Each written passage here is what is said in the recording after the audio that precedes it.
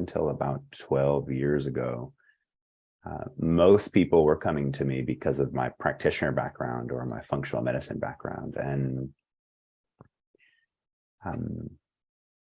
my perspective has shifted in the sense that it became obvious to me, and of course, I'm biased toward my own perspectives. It became obvious to me that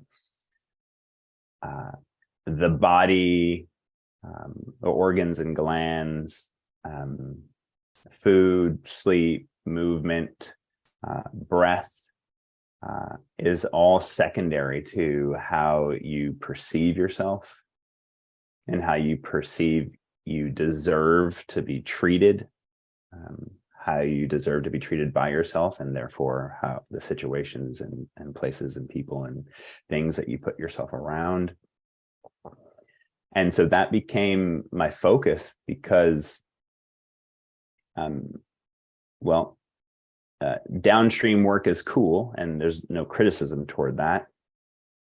I did that for years and years and years and years, and I became much more fascinated as to what was upstream, what was driving people's behavior, what was the trauma or the wounding or the separation that was informing how they perceive today, and how was their perception of today informed by the past, and how the past plays such an enormous role in how we experience ourselves, how we experience each other, what we project onto others, and how we still choose to live. I'd say less so consciously, but more so from a subconscious agenda.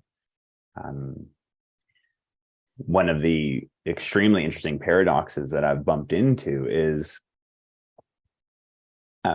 our ego parts are desperate for familiarity and control.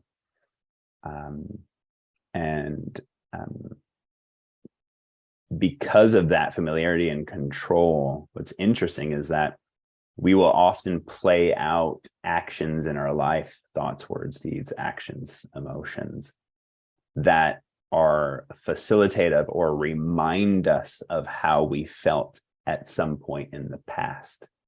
Mm-hmm. So if someone says, I want to lose body fat, but they don't, for whatever reason is, that failure often comes with a sense of fear or a sense of shame. And the interesting thing is often that is what the client is looking for, is the familiarity of fear and or shame to confirm what's going on subconsciously in their everyday life. And that fascinates me to no end. So